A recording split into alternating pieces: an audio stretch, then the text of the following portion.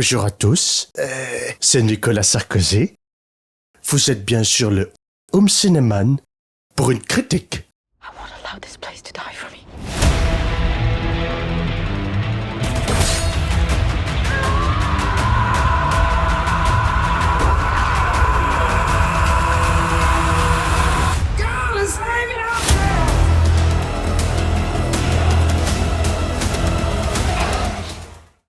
Bonjour à tous, c'est Valentin, le Home Cinéman, et je suis en compagnie aujourd'hui de Loïc. Bonjour Loïc. Salut. Et on est réunis pour parler de Rebel Moon, de Zack Snyder. Mais partie 1 ou partie 2, Valentin? Les deux. D'accord. Autant joindre l'utile à l'agréable. Ou je sais pas, mais l'utile en tout cas. Une vidéo pour 2 films, allez, c'est vendu. Oui, parce que du coup, vous avez pas parlé du premier film lorsqu'il était sorti fin 2023.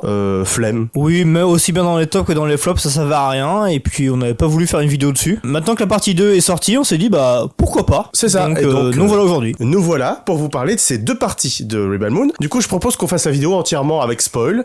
C'est disponible sur Netflix si vous voulez voir les 2 parties. Voilà, on parle de Rebel Moon en entier avec spoil. Rebel Moon est donc réalisé par Zack Snyder. Loïc, quel est ton affect avec Zack Snyder? Parce qu'on en a jamais parlé de Zack Snyder sur la chaîne, je crois. Donc, c'est l'occasion de dire ce qu'on en pense du monsieur. Alors, le monsieur en général, je le connais pas bien. Je vais pas le voir souvent pour boire un coup avec lui. Évidemment. Non, mais de sa carrière artistique. Et bah, écoute, moi j'aime beaucoup le Snyderverse. Donc, pour ceux qui ne connaissent pas, c'est les films de l'univers DC qu'il a créé. Donc, notamment Man of Steel, BVS, Wonder Woman, la Justice League. Alors, la Snyder Cut Justice League, je précise. Il a pas réalisé Wonder Woman. Hein. Non, il a pas réalisé, mais il fait partie de l'univers. Voilà, c'est surtout Man of Steel, BVS et la Zack Snyder's Justice League. Exactement, parce que la Justice League de Joss Whedon, c'est ça? En gros, n'existe pas. Elle n'existe pas. Il n'y a que la Snyder Cut qui dure 4 heures, mais qui est 4 heures de pur plaisir. Et c'est d'ailleurs mon top 2 film all time, si je me souviens bien. Si jamais j'ai un doute ou si jamais vous voulez me dire que j'ai tort, regardez mon sens critique et vous le verrez. Gros fanboy de Snyder, alors. Ah bah,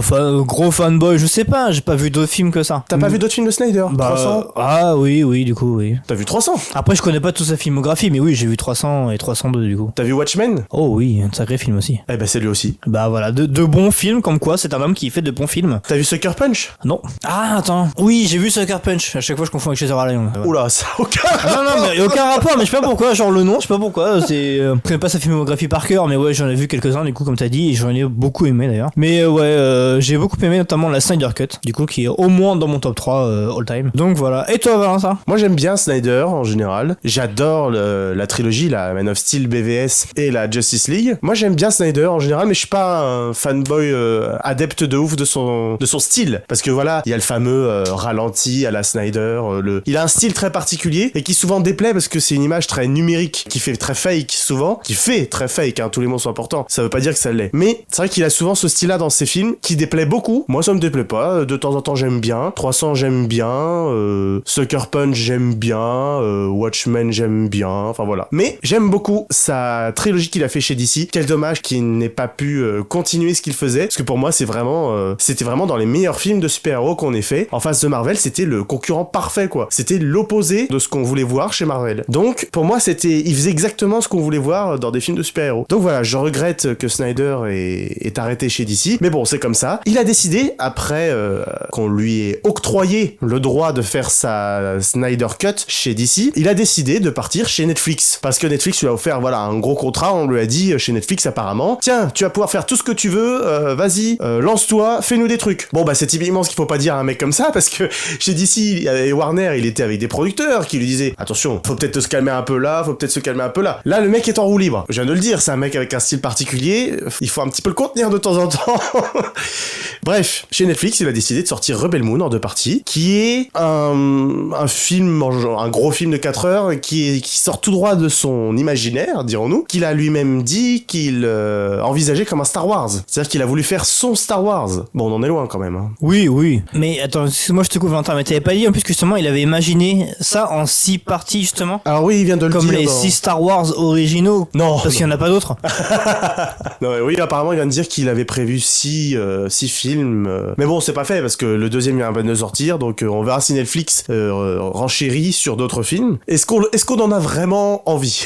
Non. Alors, de quoi ça parle? Rebel Moon, Loïc, les deux parties. Donc nous sommes dans un univers très très lointain, il y a très très longtemps. Une galaxie, enfin un univers, en tout cas une galaxie qui s'appelle le monde mère en fait. Parce que du coup c'est un ensemble de mondes. The Mother World. Exactement. Qui est dirigé par une famille impériale. Et elles ont des colonies, comme chaque monde dominant. Et du coup ça se passe dans ce monde-là et la famille impériale se fait assassiner. Et un régent apparaît, Balisarius, et qui dirige ce monde mère d'une main de fer. Et tout à coup, on arrive sur une planète de paysans qui cultivent le blé pour faire de la farine, notamment. La farine. Tout se passe bien dans le meilleur des mondes. Et puis là, il y a un amiral qui arrive, amiral Noble, qui apparaît pour dire ouais, je veux tant de farine. Ouais, mais nous on n'est pas d'accord. Je veux tant de farine. Ouais, mais ta gueule, je veux tant de farine. Et puis là, les gens sont pas contents. Et puis du coup, ça se passe, ça envenime les choses. Et il y a une fille qui apparaît d'un coup, qui pète des gueules. Et pour éviter que le village soit détruit, elle va chercher des combattants, notamment un ancien général qui s'est effondré dans l'alcool après une défaite cuisante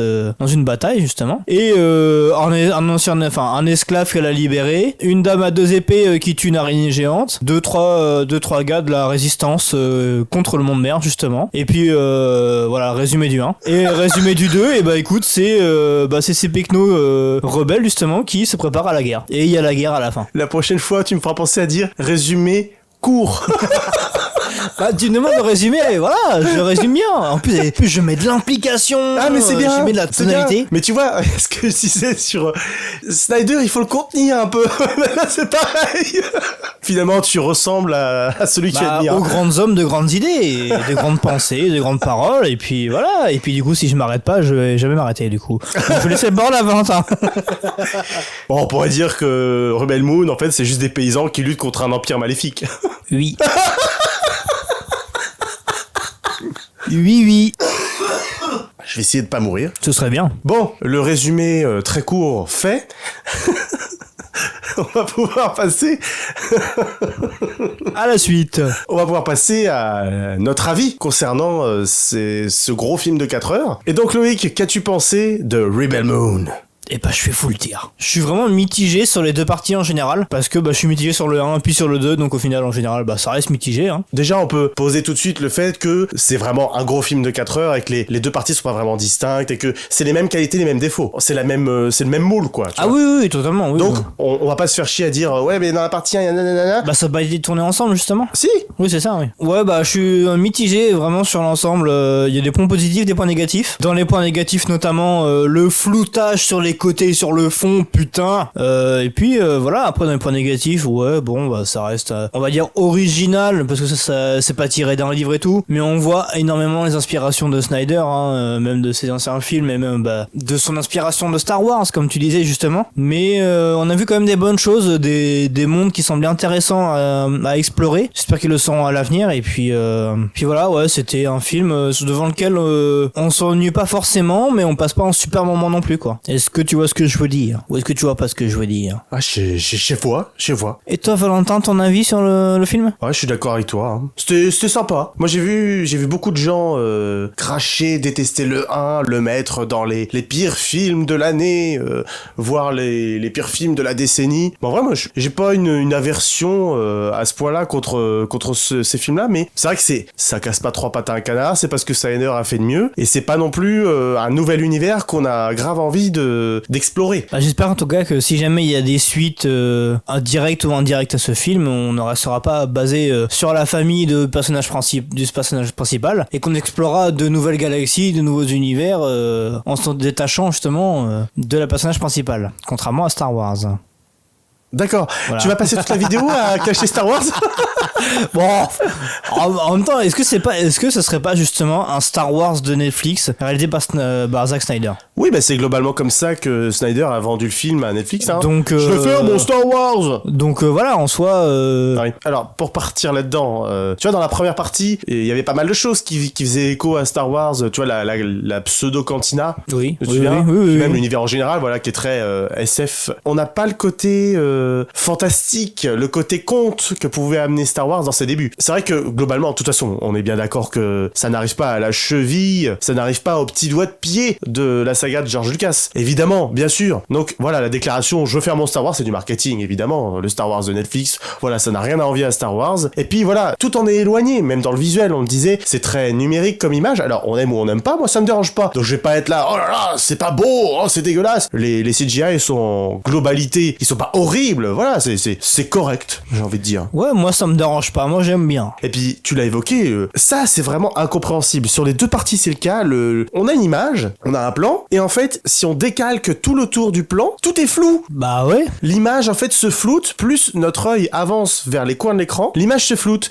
Et ce qui est plus... Alors c'est pas étrange, on comprend pourquoi, c'est parce qu'il a utilisé plusieurs caméras différentes, mais sur certains plans... Oui. Excuse-moi. Y a pas de souci. Mais ce qui est fou, c'est que sur certains plans, c'est le cas, et d'autres, pas. Donc dans une scène, en fait, tu vas voir un plan, un personnage qui parle, hop, c'est flou sur le coin, tu vois pas le décor. Et c'est très handicapant, voilà, c'est là où je voulais en venir. C'est que tu vois pas le décor. Il y a des fois où il y a des éléments, surtout dans la première partie, j'ai remarqué, vraiment au tout début quand ils sont dans le village, il y a des moments où c'est cadré de manière à ce qu'on ait besoin d'une information qui est en bord de cadre. Le problème, c'est que vu que c'est flou, l'information, elle passe pas. Je sais pas si c'est intentionnel ou non. J'aime à croire que c'est intentionnel, j'espère, parce que le monsieur est quand même assez professionnel. Si c'est pas intentionnel, c'est grave. Et donc voilà, donc un plan, on va avoir cette espèce de flou dans le cadre. Le plan d'après, ça coupe, un autre personnage parle, on n'a pas le flou. Et pareil, ça recommence, et un plan sur deux comme ça, et moi ça m'énerve, au même titre que... Alors je sais pas si je l'avais déjà dit sur la chaîne, c'est pas grave, je raconte l'anecdote. Quand j'avais été voir Transformers 5... C'est lequel celui-là? C'est celui avec Anthony Hopkins, The Last Night. Ah oui. Le dernier qu'a réalisé Michael Bay. Moi j'aimais bien les Transformers, quand j'ai été voir le 5e, le problème c'est que... c'est la même chose avec Christopher Nolan, de temps en temps d'ailleurs, c'est qu'en fait, le film a été tourné moitié IMAX, moitié cinémascope, moitié 4/3, le truc, il y a 40 formats dans le film, donc ça veut dire que pendant tout le film, pendant chaque scène, chaque plan change de format. Ça veut dire qu'il y a un plan, hop, c'est de l'IMAX, le plan d'après t'es en cinémascope sur un personnage, le plan d'après, et ça change tout le temps, ça donne un mal de tête incroyable. Moi ça m'avait sorti du film, impossible de se concentrer. Et là du coup, on n'est pas à ce point-là, parce que là c'est vraiment, surtout sur les scènes où ils sont dans le village, où c'est flou, le cadre là dans Rebel Moon, et donc ça m'a fait un peu ressentir ça, en mode j'arrive pas à me concentrer sur le film, le tour du cadre est flou de temps en temps. Donc c'est vrai que c'est dérangeant. Non, je suis totalement d'accord sur le flou, justement, je t'en avais même parlé depuis que la partie 1 est sortie. Je disais putain, mais il y a des plans qui sont flous, c'est normal ou c'est pas normal? Et tu me disais oui, c'est normal. Bah bon, bah écoute, c'est quand même bizarre, hein. Parce que le moment où l'amiral Noble arrive justement, arrive au village, il va à la rencontre du chef et il lui serre la patoune ou lui fait un petit câlin pour dire bah bonjour, je veux de la farine. Et bah justement, c'était tout flou et tu m'as redit parce que tu l'as revu hier si je me trompe pas. Pour moi le plan était tout flou. En fait, tu me dis non, c'est que sur les bords et tout. Je dis ouais, mais ça reste chiant quoi. Non, mais c'est possible que ce soit tout flou sur ce plan-là, mais moi je me rappelle pas vraiment d'un plan entièrement flou. Ça m'étonnerait quand même. Non, mais c'est possible que ce soit entièrement flou, mais c'est clairement pas quelque chose de récurrent dans le film, les plans entièrement flous. Ce qui est récurrent, par contre, voilà, c'est le flou autour de... Ouais, c'est ça, et c'est un peu perturbant des fois. Donc ça handicape clairement le visionnage du film. Ah ouais, totalement. Déjà que le film, franchement, bon, bah comme t'as dit, il casse pas trois pattes à un canard. En plus, si tu rajoutes ça, bon... Bon, après là, on est négatif, mais si on veut aller, on dit un petit truc positif. T'as un truc positif à dire? Les acteurs, ils sont plutôt bien choisis. Ah, j'adore les acteurs. J'aime bien les acteurs aussi. Hein. Déjà Sofia Boutella, moi j'aime beaucoup. Bah ouais, mais je sais pas, bah on en discutait justement, les cheveux courts, hein. Après c'est vrai que ça joue bien dans le charme armé, etc., militaire. Mais sinon après le reste des acteurs et actrices sont plutôt bien. Après là, on était sur une considération corporelle subjective. Non mais pour ce qui est du talent de l'actrice. Non, elle est bien. Moi j'ai adoré sa physicalité. Développe. Bah, elle a quelque chose de très physique dans ce rôle, tu vois. Elle doit se donner physiquement tout le temps. Tu vois que elle s'est préparée pour le rôle, qu'elle a cette espèce de présence de corps à l'écran, tu vois, comme à Jimon Unsu par exemple. Le général Titus. Voilà, qui a été recruté pour défendre le village là. Et tu vois, lui pareil. Bah lui c'est. Oui, c'est sa manière de communiquer dans le film. Oui, on s'était fait un délire parce qu'il y a un moment dans la partie 2 à la fin, allez je raconte, où il y a un personnage qui se retourne vers lui et qui lui fait hey, Titus on a gagné. Wow. Titus qui se retourne et qui fait ah ouais wow.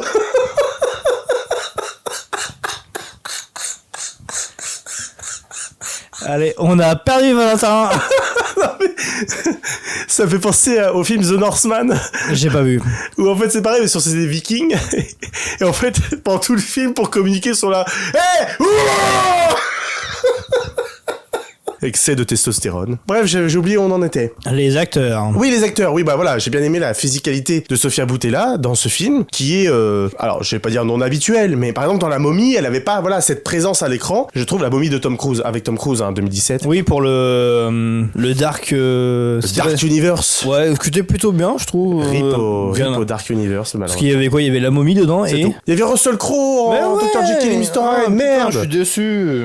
Bref, t'avais autre chose à dire sur les acteurs? Ils étaient tous plutôt pas mal, moi je trouve, les acteurs. Non, ils ont été bien castés, ils ont été bien dans leur rôle aussi. Bon, le méchant est très caricatural. Répète. Le méchant est très caricatural.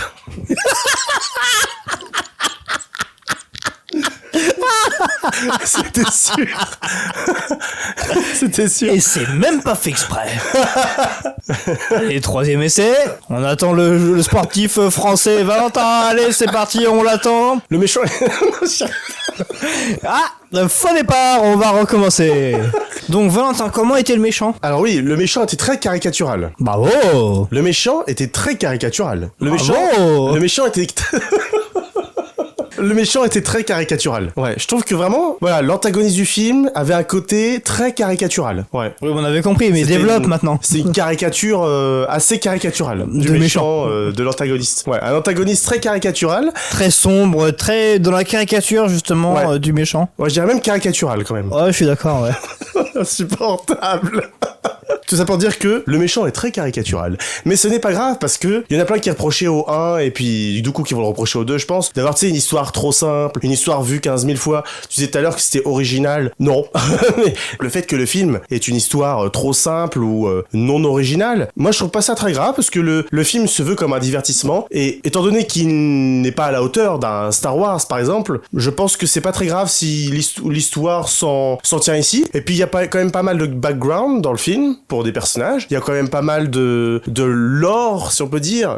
D'univers. Ouais, il essaye d'introduire un petit peu d'histoire à son univers. Tu vois, le roi assassiné. Il y a plusieurs éléments en fait qui distillés dans les deux films qui font que il y a un petit fil de background tout au long. Alors voilà, on n'est toujours pas dans quelque chose de très complexe, mais j'ai trouvé que ça faisait le taf, quoi. Oui, bah ça fait le taf, mais pas plus quoi. Donc en fait, c'est vraiment le minimum qu'on pourrait demander. Et c'est dommage parce que justement, on était habitué avec Snyder à avoir le petit truc en plus qui fait que c'est vraiment un bon film. Comme on a parlé un peu plus de la Snyder Cut, mais même par exemple The Watchmen, c'est un film vraiment très bon, vraiment très sombre sur les héros justement, etc. Avec des vraies philosophies, des trucs. Tu te dis mais t'es sûr que c'est un film de super-héros ou parce que certains tu dis mais en fait c'est plus des méchants quoi. Mais après pour ça, pour BVS ou pour Justice League, tu vois, ça c'est des adaptations de comics qui ont déjà le fond. Bah c'est ça. Donc, Ouais. il a pas à rajouter ou alors en tout cas à le modifier un petit peu, le complexifier ou le rendre plus accessible. Mais en fait le fond est déjà là. Alors que là il y avait tout à créer. Donc c'est vrai que c'est peut-être la petite difficulté qu'il a eu, mais bon,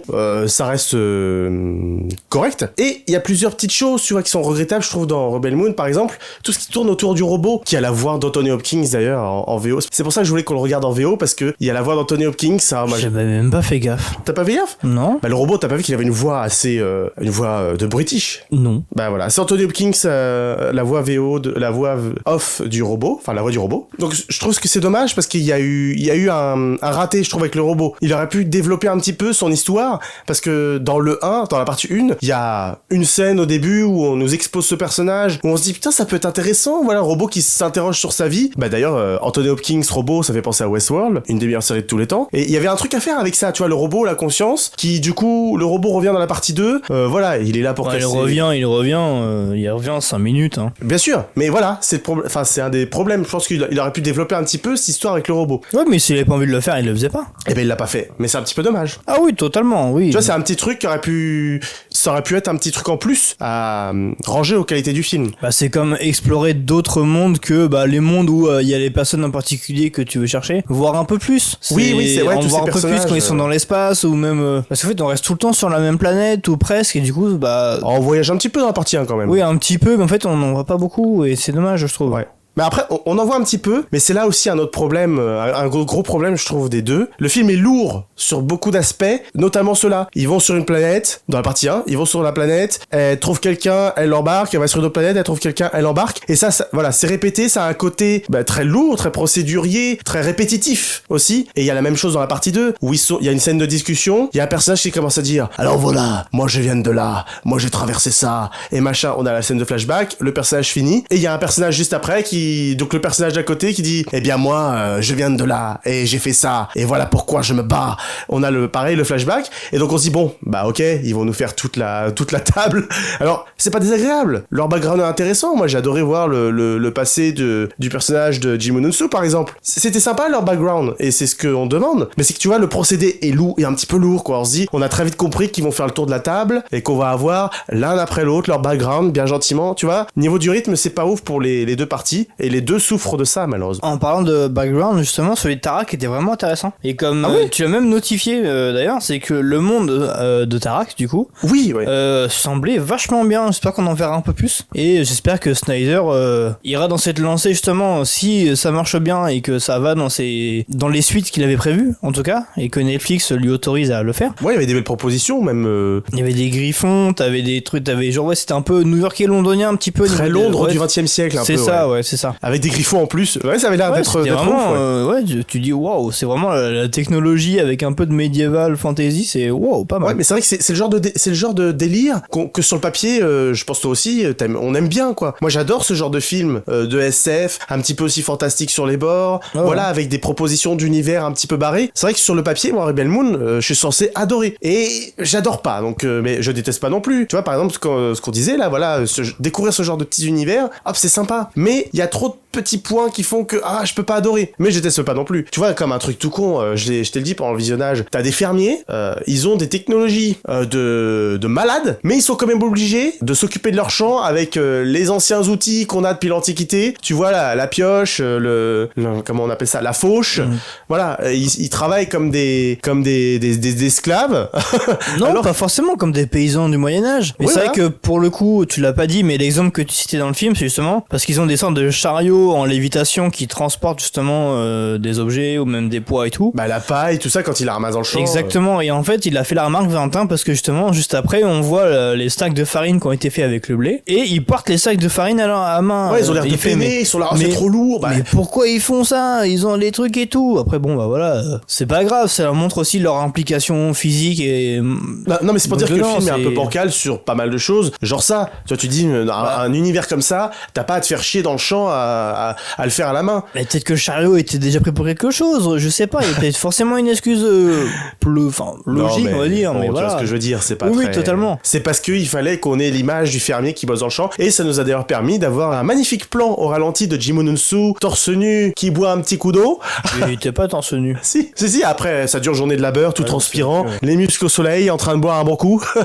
Et boire un coup, oui, mais d'eau surtout, parce qu'il aurait arrêté de boire apparemment à cause de la bataille. Mais tu vois, il y a des petites conneries comme ça, et à côté, il y a des beaux moments, comme le moment où il chante, par exemple, dans la partie 2. Tu vois, il se met à chanter, et puis il y a cette belle ambiance dans le film, que le film arrive à instaurer. Il y a des bons moments, mais c'est vrai que le tout n'arrive pas à convaincre à 100%, j'ai l'impression. Il y a du bon comme du mauvais, et on n'est pas forcément convaincu par l'un ou par l'autre. On est vraiment cul entre deux chaises, pour le dire comme ça. Tu vois, un autre exemple qui me sort un petit peu du film, c'est la scène où on a encore une fois un background intéressant avec Cora, la personnage principale. On nous montre la mort du roi assassiné. Et donc, on arrive, scène assez dramatique. Le roi se retrouve, on lui fait une Brutus. Balisarius fait une Brutus. Oui, voilà, il entoure le roi et il assassine toute la famille. Sauf qu'à côté, t'as des mecs qui jouent du violon, mais dans la diégèse du film. C'est-à-dire que t'as la musique qui est censée être pour nous, spectateurs, pour rendre le truc dramatique. Et ben en fait, on voit les mecs après, dans la diégèse du film, jouer la musique. Donc tu dis, attends, on est en train d'assassiner votre roi là, puis vous continuez à jouer tranquillement la musique dramatique juste à côté. Bah ouais, c'est pas lui qui paye. Non, mais tiens, on dirait au théâtre où t'as les mecs juste à côté qui jouent la musique quand il y a un truc dramatique pour te dire au spectateur, tiens, t'es censé pleurer. Ah, c'est un petit peu. Ah, ça m'a sorti un peu de la scène. J'ai trouvé ça original. Après, c'est pas non plus.